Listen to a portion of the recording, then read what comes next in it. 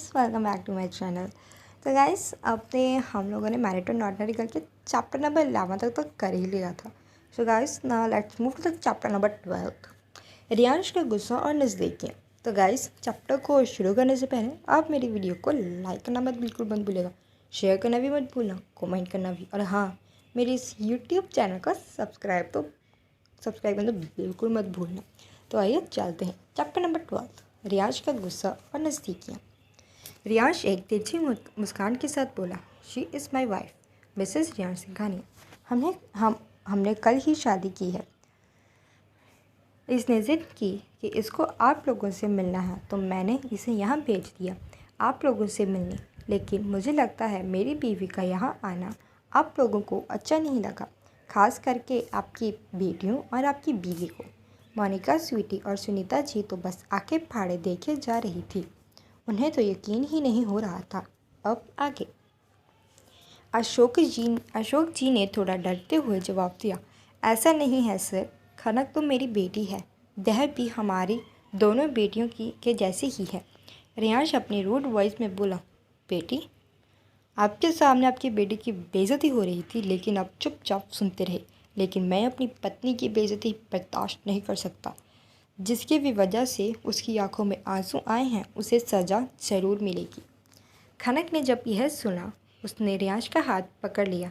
यह महसूस होते ही रियांश ने खनक की तरफ देखा। खनक की आंखों में फिर आंसू आ गए थे। वह उम्मीद भरी नज़रों से रियांश को देख रही थी। वह अपनी आंखों से ही रियांश को मना कर रही थी कि वह ऐसा कुछ भी ना करे। रियांश को इस बात का गुस्सा तो बहुत आता है, पर वह खनक को किसी भी तरह से नाराज़ नहीं करना चाहता था। उन दोनों के बीच अभी भी कुछ दूरियां थी जो शायद ऐसा करने से बढ़ सकती थी। रियांश एक नज़र सबको देख खनक का हाथ पकड़ के बाहर ले जाता है। सभी बॉडीगार्ड्स भी उनको प्रोटेक्ट करते हुए बाहर निकल जाते हैं। कुछ ही देर में कार्स का काफिला दिल्ली की सड़कों पर निकल पड़ा था। कार में खनक अभी भी चुपचाप बैठी थी। उसे डर था कि रियांश उसकी फैमिली को नुकसान न पहुंचाए। वह अब कार की डोर से लग के बैठी हुई है। वह बड़ी ही हिम्मत करके रियांश से बात करने की कोशिश करती है। वह डरते हुए अपनी टूटी फूटी आवाज़ में बोलती है, आप उन्हें कुछ नहीं करोगे ना? प्लीज़ आप उनको कुछ मत करना, वह मेरी फैमिली है। रियांश को इस बात पे बहुत गुस्सा आता है। वह अपनी आंखें बंद करके अपना गुस्सा कम करने की कोशिश करता है। कुछ ही पल में वह अपनी आंखें खोल देता है और एक झटके से खनक को खींच के अपनी गोद में बैठाकर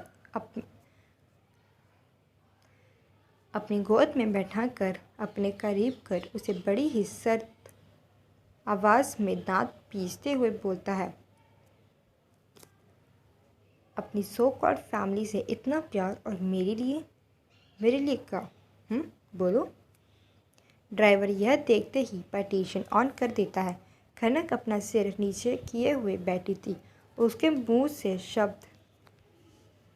मुंह से अब एक शब्द भी नहीं निकल रहा था। वह किसी बच्चे की तरह रियांश की गोद में बैठे हुए रोए जा रही थी। खनक का कोई जवाब न पाकर उसे बहुत गुस्सा आता है। रियांश बिना देरी किए ही खनक के होठों पर अपने होठ रख देता है। उसे र्यूडली किस करने लगता है। खनक इसके लिए बिल्कुल भी तैयार नहीं थी। वह कुछ देर के लिए बुत बनकर बैठी रहती है, पर थोड़ी ही देर में वह अपने दोनों हाथ रियांश के चेस्ट पर रख कर उसे खुद से दूर करने लगी। यह हरकत रियांश को ज़रा भी पसंद नहीं आती। उसका गुस्सा और बढ़ जाता है। वह बिना अपनी किस ब्रेक किए खनक को सीट पर लेटा देता है और खुद उसके ऊपर आ जाता है। खनक यह होते ही डर जाती है। वह किसी तरह खुद को रियांश से छुड़ाने की कोशिश करने लगती है, जिसकी वजह से रियांश का गुस्सा और बढ़ने लगता है।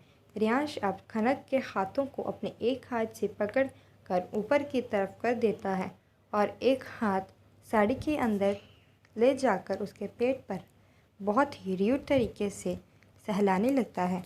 रियांश बहुत ही फोर्स से किस कर रहा था। वह कभी उसके लोअर लिप्स को सक करता तो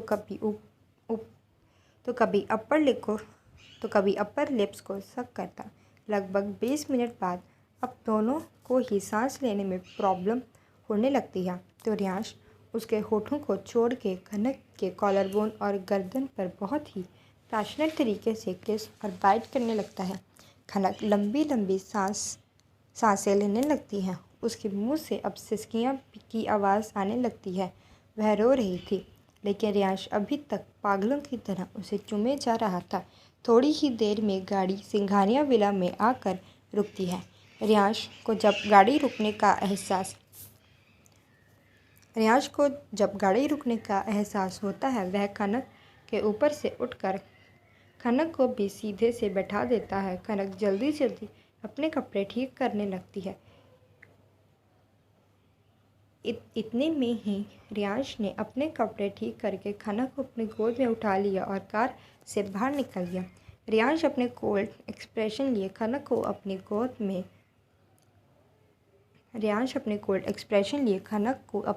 गोद में ब्राइडल स्टाइल में उठा के अपने कमरे की तरफ बढ़ गया। वहीं दूसरी तरफ शिमला में एक आलीशान विला के स्टडी रूम में एक बूढ़ा आदमी अपने चेयर पर बैठा था और उनके सामने एक 24 साल की लड़की खड़ी थी। वह लड़की बूढ़े आदमी से बोलती है, दादाजी, आपने रियांश को 6 महीने का टाइम दिया था। अब कुछ दिनों में वह वक्त ख़त्म हो जाएगा तो आप मेरी और रियांश की शादी की बात रियांश से कब करोगे? रियांश ने आपसे वादा किया था कि अगर वह 6 महीने में अपनी पसंद से शादी नहीं करेगा तो वह आपकी बात मानकर मुझसे शादी कर लेगा। वह बूढ़े आदमी, जिनका नाम विनय सिंघानिया था, वह रियांश के दादाजी थे। वह अपनी शांत आवाज़ में उस लड़की से बोले, जो कि और कोई नहीं नित्या थी। मैं रियांश को कॉल करूँगा और उसे यहाँ जल्द ही आने को कहूँगा। तभी नित्या अपना उतावलापन दिखाते हुए बोली, नहीं दादाजी, आप अभी कॉल कीजिए और उसे कल ही बुला लीजिए। वैसे भी एक हफ्ते की तो बात वैसे भी 1 हफ्ता ही तो बचा है और आपने मुझे वादा किया था कि रियांश अगर 6 महीने में किसी और से शादी नहीं करेगा तो आप मेरी शादी उससे करवाओगे। अब दादाजी ने उसे शांत करवाते हुए कहा, मुझे बहुत अच्छे से याद है और मुझे यह भी पता है कि रियांश को भी याद होगा, वह आ जाएगा। तभी नित्या जिद करते हुए बोली, दादाजी, क्या फ़र्क पड़ता है, अब सिर्फ 7 दिन बचे हैं। आप कहोगे तो रियांश यहाँ आने के लिए मान जाएगा। इधर दिल्ली में सिंघानिया विला में रियांश खनक को अपने कमरे में लेकर आ गया था और उसे बेड पर पटक दिया। खनक डर के मारे पीछे हट रही थी लेकिन रियांश आज रुकने के मूड में बिल्कुल नहीं था। उसने अपना कोट उतार कर सोफे पर फेंक दिया और टाई निकाल कर ज़मीन पर फेंक दी। खनक बेड के कोने से उतरकर दरवाजे की तरफ भागी लेकिन डोर लॉक था। तभी रियांश ने उसे पीछे से पकड़कर उसकी साड़ी निकालने लगा। कुछ ही देर में उसकी साड़ी निकलकर ज़मीन पर पड़ी थी। अब खनक अपने ब्लाउज और अंडरस्कर्ट में थी। उसे बहुत ही शर्म आ रही थी। वह कुछ रिएक्ट करती उससे पहले ही रियांश ने उसे बेड पर धक्का दे दिया। खनक मुंह के बल बेड पर गिर गई। रियांश ने अपना शर्ट उतार कर ज़मीन पर फेंक दिया और अगले ही पल खनक को अपनी तरफ पलट कर उसके ऊपर आ गया। रियांश बहुत ही वाइल्ड तरीके से कभी खनक के होठों को चूमता तो कभी उसकी गर्दन चूमता। धीरे धीरे उसकी बॉडी रिएक्ट करने लगी थी। उसके हाथ अब खनक की ब्लाउज़ को उतारने में लगे थे।